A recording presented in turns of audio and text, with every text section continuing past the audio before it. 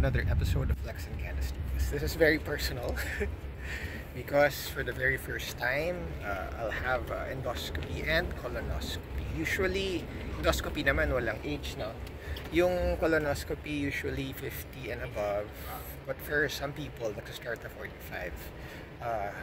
And above, buti na lang pala hindi siya every year.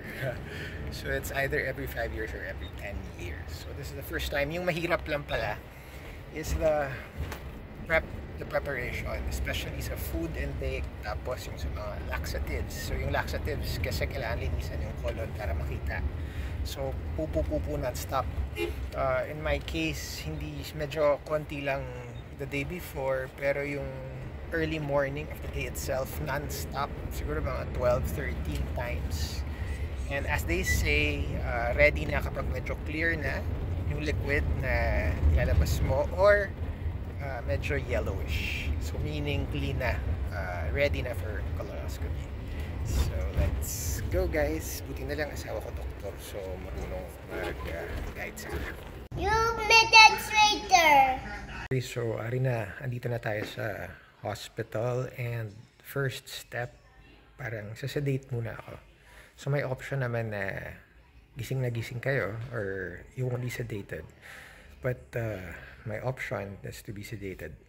Sinunod ko lang syempre asawa ko, and para mas madali, diba? Walang gag reflex for endoscopy, and then there's no pain or discomfort na mararamdaman.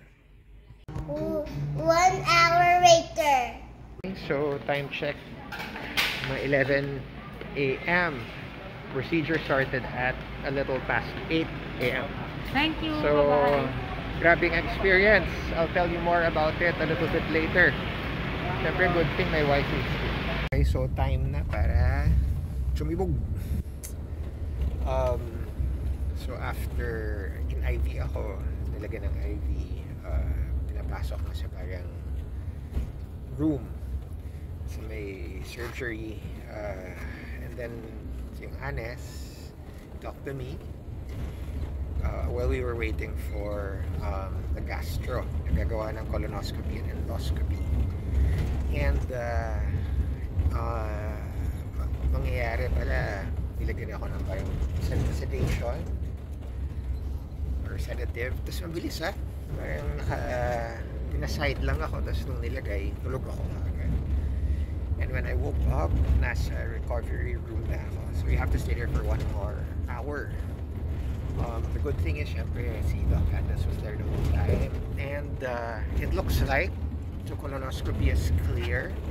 No problems. So next is 10 years from now. So may hemorrhoids lang, pero kasi hindi naman siya worrisome. And sa endoscopy, meron lang kinuha based lang sa GERD ko or yung sa hyperacidity. So it's all good, guys. So thank you, Lord, and hopefully everything will be well. God is good.